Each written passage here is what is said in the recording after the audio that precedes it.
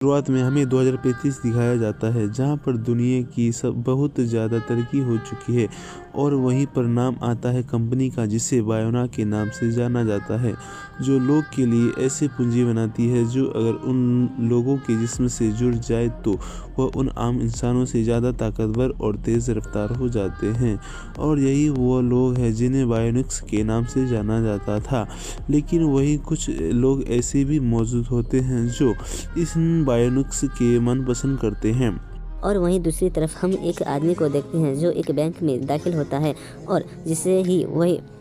Bank के अंदर जाता है तो एक सुर्ख किस्म की रोशनी चमकने लगती है। वहाँ वो सिक्योरिटी गार्ड के समझाता है कि इसका एक हार टाइटेनियम का बना हुआ है। यह बात सुनकर गार्ड इसको अंदर जाने देता है। इसके बाद वह एक कमरे में दाखिल हो जाता है जहां इसके चेहरे और आंखों के स्किन होते हैं तमाम, जिसमें से एक हाथ हथियार जैसा होता है जिसे वह अपने टाइटेनियम वाले हाथ से दबील कर लेता है और इसके बाद अचानक बैंक के लोगों पर हमला कर देता है, जिसके बाद वह लॉकर तोड़कर हीरे भी चुरा लेता है। और अब सिक्योरिटी गार्ड इसको रोकने की कोशिश करते हैं तो उन पर भी हमला कर देता है, लेकिन इस लड़ाई में वह खुद भी जख्मी हो जाता है और वहां से भाग निकलने की कोशिश करता है। वह इसमें कामयाब हो जाता है और भागने के बाद अपने भाई तोर से मिलता है और चुराए हुए हीरे इसके हवाले करता है, जिसके बाद वह एटर से कहता है कि वह बहुत ज़्यादा जख्मी हो गया है, जिसकी वजह से वह मज़ीद आगे नहीं बढ़ सकता है। वो थर से कहता है कि वह हीरे से और वहाँ से भाग जाए क्योंकि पुलिस करीब आ चुकी थी। तोर वहाँ से भाग जाता है लेकिन वो अपने भाई की डेड बॉडी को वहीं छोड़ देता है। इसके बाद पुलिस इस जगह पर पहुँचती है जहाँ उस आदमी को डेड बॉडी मौजूद होती है, जहाँ पुलिस को पता चलता है कि वह आदमी एटलेटा नाम का एक बॉक्सर था जिसका तक बिल बायोनिक की ताकत के आने से बर्बाद हो गया था, जिसने एक तजुर्बे की मदद से अपने टाइटेनियम हाथ को मैकेनिकल हाथ से तब्दील करने की कोशिश की, लेकिन हुकूमत इसकी यह शर्तें नहीं मानती और इसके रिजेक्ट कर देती है क्योंकि बायोनिक हाथ को चलाने के लिए एक चिप्स की ज़रूरत थी जिसको NIMC के डेड बॉडी से चुराया था। और वही चिप पुलिस को एटलेटा के सर के अंदर से मिलती है। और दूसरी तरफ हमें एटलेटा के भाई है तोर को दिखाया जाता है जो एक बॉक्सिंग एकेडमी में जाता है और वहीं चुराए हुए हीरे अपने दोस्तों को दे देता है। और इसके बाद एक लड़का थोर के पास आता है जिसका नाम गुस्ताव होता है, जो थोर से इसकी गैंग में शामिल होने की बात करता है, जिस पर थोर इससे सवाल करता है कि उनके गैंग में क्यों शामिल होना चाहता है। जवाब में गुस्ताव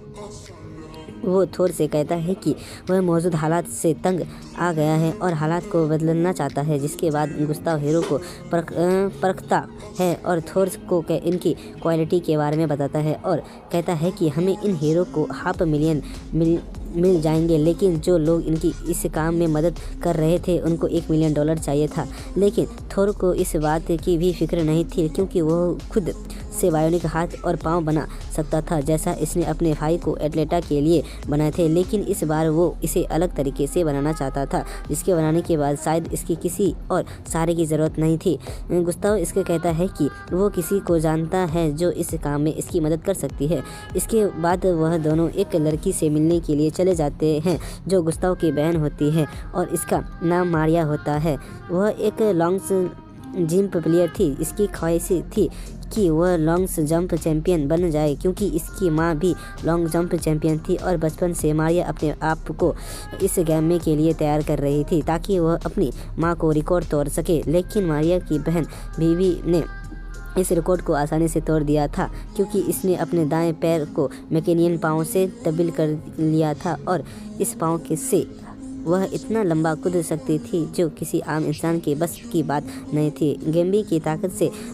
मुतासिर होकर लोग भी बायोनिक के पार्टनर्स लगवाने लगे थे जिससे इसकी ताकत से बेइंतहा इजाफा हो रहा था। इसकी वजह से मारिया जैसे आम खिलाड़ी इग्नोर हो रहे थे और वही दूसरी तरफ गुस्ताव अपनी बहन मारिया को अपने प्लान के बारे में बताता है, लेकिन वह कहती है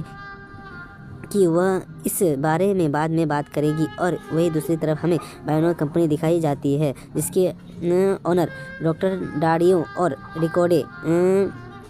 होते हैं, जिसमें से कंपनी का इग्नोर रिकार्डो, गैबी और मारिया का बाप होता है। और इस वक्त पूरी दुनिया में बायोनोक की डिमांड अरूज पर होती है, जिसका इस्तेमाल अब हर काम में हो रहा था। और वह यह जानते थे कि